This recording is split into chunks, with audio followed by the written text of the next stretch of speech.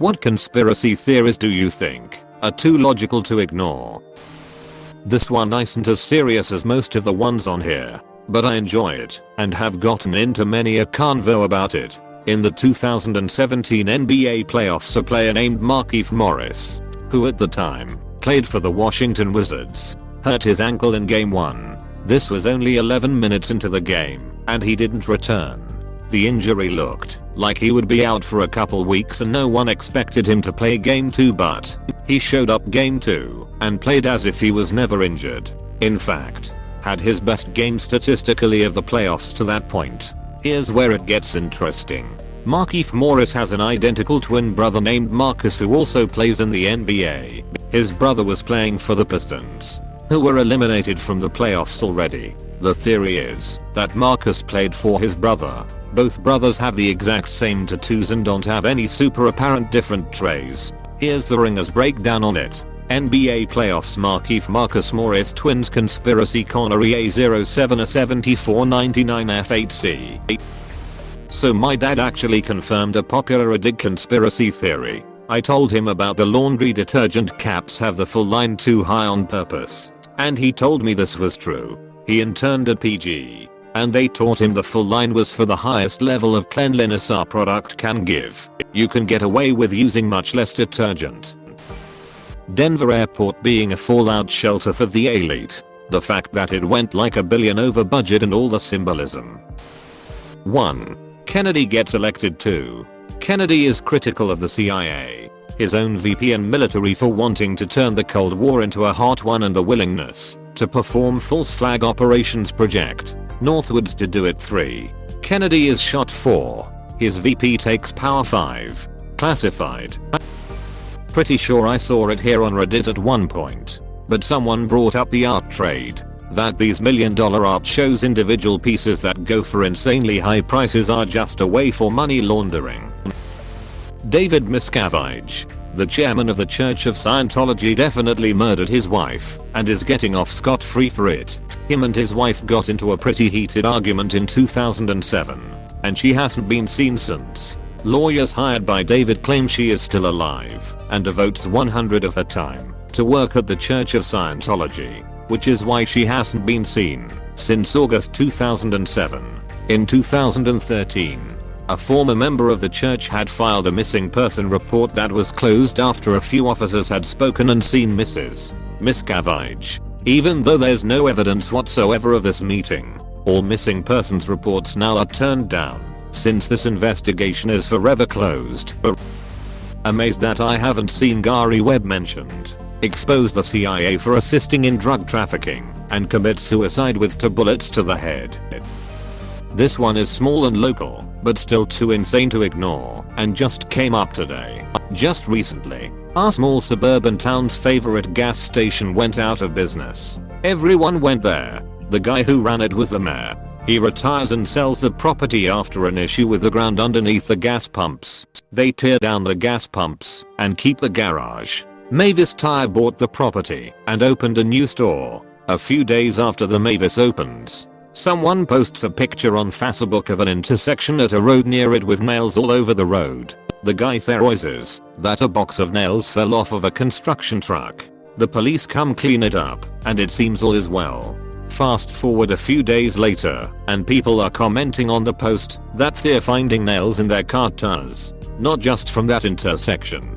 People jokingly say maybe it was the new Mavis guys throwing nails around, but nothing really happens. Several weeks later, people have been posting day in and day out pictures of nails in their car tires. My dad took my car into the Mavis in question about 3 weeks ago, and they found a nail inside of the right front tire. I noticed that it was driving sort of funny, but never that my tire was on the verge of exploding. I jokingly said people have been saying you guys have just been going around throwing nails all over the place, trying not to laugh at how insane it sounded to say out loud. The guy behind the counter said nothing but yeah with a weird smirk. Over 50 people have posted on the town Facebook that their cars have had nails in their tires. My mom is driving my car now because her car has a nail in the tire. It's been almost 3 months. I'll post updates if anyone is interested in it. It totally might not be Mavis. There isn't any proof right now. And there are other possible reasons for the nails, but the timing is too perfect to ignore. Edit 2. Apparently this is a huge deal in foreign countries. Edit 3. Holy s it, this blew up.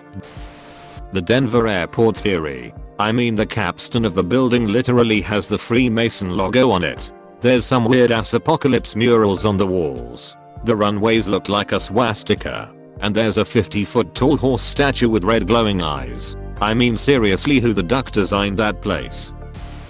US intelligence conducting organized blackmail operations out of Epstein's Island. The prosecutor handling Epstein's old case was told to back off and go easy because Epstein was intelligence. A Costas departure from the administration confirmed that this was not just a rumor. So as an American, I would really like to know exactly who was blackmailing who, how far it extended, and what political decisions were affected. Trader Joe's makes their parking lots small intentionally to make it seem like it's more popular. Mike Bloomberg is a ploy by YouTube to get us all to get YouTube Premium to stop seeing his ads. Some torture devices such as the Iron Maiden were made up hundreds of years later, so people would think, well, a regular hanger ain't too bad then. With all the scientists in the world, there has to be at least one secret lab on this planet where they have cloned a human. Dr. Claw is Inspector Gadget. Edit. Dr. Claw is Human Inspector and Inspector Gadget is obviously a younger clone of him. Nutley NJ, where Martha Stewart was born, has a butcher shop every other corner. How much meat does one small blue collar town need? Suspicious. Let me introduce you to one Capirsa, the theory that Oscar-winning director Bong Joon-ho made a sequel to Charlie and the Chocolate Factory with his 2012 film Snowpiercer. My dog did not go to Doggy Disneyland because he won a lifetime ticket for being a good boy. I think that he in fact died. That karma on Reddit really does nothing. Our phones and all the apps on them are listening to conversation. I'm super anti-conspiracy theory, but this has happened to me way too many times in the last 2 years. I impulse shop really badly. I carry cash for the implicit purpose of I can use this guilt-free for an impulse purchase. 2 years ago I bought high-end lipstick with cash in a store. After doing zero research on the brand, next day I had ads for it despite never even previously hearing of that company before. I had only talked with a sales associate about the brand for a while. 6 months later a very similar thing happened when I switched hair care products to very specific brand. Later that night I had ads for their company which I had never heard of or looked up pre or post purchase. 8 months ago I ordered a sea idea I had never heard of at a bar in New York City. Didn't research the company or anything about it. Not even 2 hours after I left the restaurant I had ads for that brand of sea idea on my Facebook. There's easily 5-7 more times I could think of, but these are the ones that bother me the most because I'm positive the transactions were all in cash. I had never looked up the products before, and I had very targeted specific ads from those exact companies less than a day later on most of my social media. Edit to ad. I know how location services work, and that's how advertisers get a lot of data because of where you go and shop. But shopping at a huge store with hundreds of brands, Ulta, Sephora, Masses etc. What are the odds I got an ad for the exact products I bought? Like genuinely, they weren't on sale, weren't researched. The sales reps didn't help me find them. Same thing with the bar. They carry dozens of brands of booze and specialty beers and stuff. What are the collective odds I got a multiple specific ads for the exact brand of sea idea I ordered off of menu of 50 drinks? That's the weird part. If I had just gotten generalized targeted ads for those stores or random products in those stores, fine. Or if I had gotten ads for stuff I had bought before it researched a lot, also fine. But the odds of 3 ads for highly specific brands items within a day of me buying those items from a large broad store in cash is just too much. Even the most advanced algorithm couldn't have predicted a spontaneous 100 Lorac MAC lipstick purchase with the only data being this person is in Ulta and has googled Urban Decay eyeshadow before. I like that people always are worried that Epstein was murdered instead of suicide. What if this was a ploy to cover up that he just escaped or paid his way out of prison? Some people had to talk about Fight Club, otherwise it wouldn't exist. The FBI keeps posting questions like this to see what the public knows. Edit. Why did this do well? That Diana Ross and Smokey Robinson are Michael Jackson's actual parents. That's why he was the talent in the Jackson family, and why there were rumors that he was Evan Ross' father. They both looked like Diana. Smokey would have been 18 and Diana 14 years old when Michael was born, so Berry Gordy arranged to have the kid given to his old boxing buddy and fellow musician from Chicago, Joe Jackson, who he would fund, leading to the formation of the Jackson 5. Joe had a big family where Michael would get everything he needs while training him to be an entertainer, and Motown could protect their image by taking the child out of the picture. It turns out the kid is a talent, and as we all know, the Jackson 5 make it to Motown. But even before that, there were several documented instances of Diana Ross in Gary, Indiana, such as at the school talent show where the Jackson 5 performed. She has said multiple times on live television that Michael is her baby child, says she's doing it all for him, and joked about him playing her son in a future movie. She has also said publicly she was in love with Smokey Robinson growing up, living on the same street as him in Detroit, which is odd because he had a girlfriend during that time who he later married. Diana also changed high schools around the time Michael was conceived, when she would have gotten pregnant. She was going to Cass Tech to study home economics, and Smokey also enrolled in an engineering college around this time.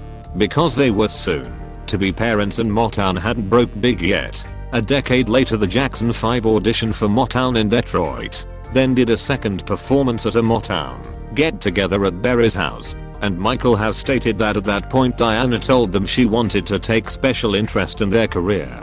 There's a movie called Double Platinum which stars Diana Ross and is about how she gave up her kid for her career, and later reveals to the kid she's her mother when she sees that the kid has talent, then goes on to help her with her career, which would parallel the real life story with Michael. Her daughter in the movie also wears a dress that has the same design as the shirt Michael wore for Billie Jean at Motown 25. It's written by Michael in his autobiography Moonwalk that he and the Jacksons lived with Diana Ross in Hollywood Hills when the Jackson 5 first signed to Motown and moved to LA, and her and Michael used to go out almost every day, just the two of them. This would have been when Diana Ross revealed to Michael she's his mom.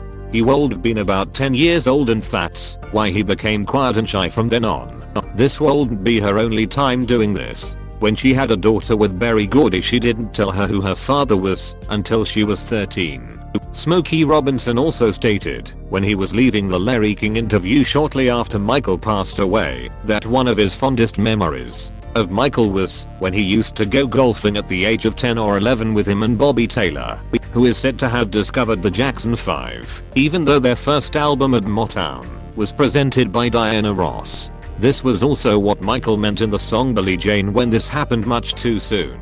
She called me to her room. Diana was the one who said I'm the one. But the kid is not my son. She meant I'm your mother, but you're not my son. You're a Jackson now. Diana Ross is Billie Jean. Diana plays the singer Billie Holiday in Lady Sings the Blues, which came out a few years before The Wiz with MJ. This is also what the song Dirty Diana is about. It's about Diana Ross, the groupie who seduces Smokey Robinson, who she grew up on the same street as, conceiving Michael. Then there's the song Who Is It, which is about a mystery person who abandoned Michael, and in the music video he holds a card that says Diana. The song Wanna Be Startin' Something also talks about how, if you can't feed your baby, then don't have a baby, and again refers to the mystery Billie Jean character.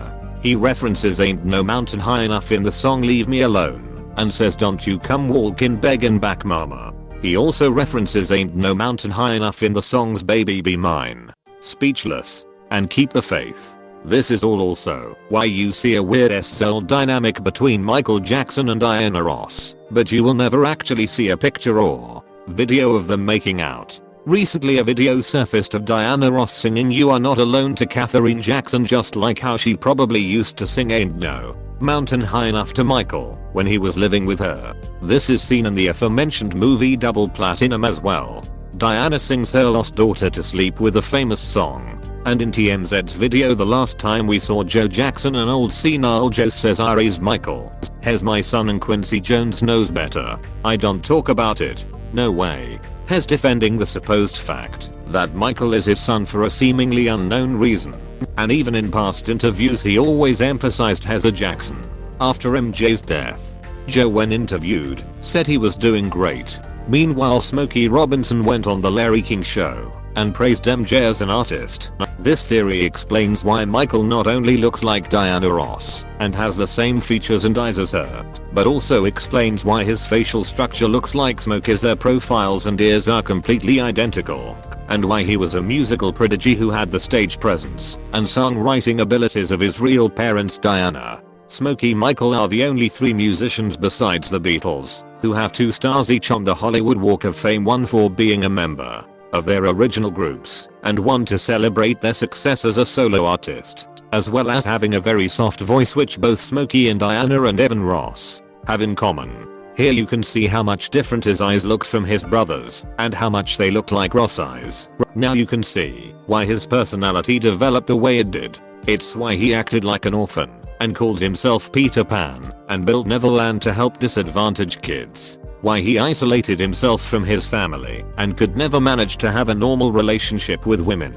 It absolutely explains why he had such a severe identity crisis, and it explains why Diana Ross is second to Katherine Jackson in his will regarding who would take care of his children, and why Joe Jackson has been known to dislike Diana Ross. At Michael Jackson's public memorial, the first person that comes out is Smokey Robinson reading a letter from Diana Ross, who writes that she's mourning so hard that she cannot attend the memorial, and that Michael was part of the fabric of her life. When Smokey speaks about MJ later, he calls him his little brother, which would imply blood relative. In the movie Hitsville, USA, The Making of Motown, Berry Gordy jokes with Smokey about how some of the babies that the groupies were having were his, that MJ reminded him of a little Smokey also. The movie An American Dream was about the Jackson 5 and World Bean propaganda to reinforce the cover-up story, so it wasn't that Michael was ever trying to look like Diana Ross like people thought. He was actually displaying features and mannerisms that he inherited from her. In one of the clips below, she says he has the same features, skin tone, and bone structure as her. Now you might say, well, Janet looks a lot like MJ. But growing up in his shadow, she adopted many of his mannerisms and used makeup and plastic surgery to replicate his appearance like LaToya did, but their vanity was merely deception. Joe and Berry branded and marketed the Jacksons a certain way to make Michael seem related, such as with the matching outfits and afros. But if you look at their features, it's clear the only similarity to Michael is the way they smile, a learned trait. MJ has much more defined features and is rail thin like Diana Ross, and his nose chin match Smokey's. Now it's clear why Joe told him he had a fat nose and singled him out so much with the abuse. MJ does a photo shoot with Katherine, Joe, Diana, and Smokey. Diana Ross calls MJ her child, says she's doing it all for him. Skip to 1556. Diana Ross jokes about Michael Jackson playing her son in a movie. The intro downplays her role in starting his career. An important part of the cover-up, Diana Ross confesses her relationship with Smokey Robinson, which would have been when MJ was conceived and when Smokey was dating Claudette. Skip to 840. Diana Ross jokes about her and MJ having the same facial features and bone structure. He could be part of my family. Diana Ross calls Michael Jackson her baby. Smokey Robinson recounts how MJ used to go golfing with him and Bobby Taylor as a kid. Evan Ross says MJ was like a brother to him and that Diana was a mother figure to Michael. Joe Jackson defends the fact that Michael is his son when confronted by paparazzi. Smokey Robinson reads Diana Ross' letter at the beginning of Michael Jackson's memorial. This theory is from a YouTube channel called An American Scheme U15IFD Duo Liox PG6PG. I also created a subreddit with further info on the topic called An American Scheme.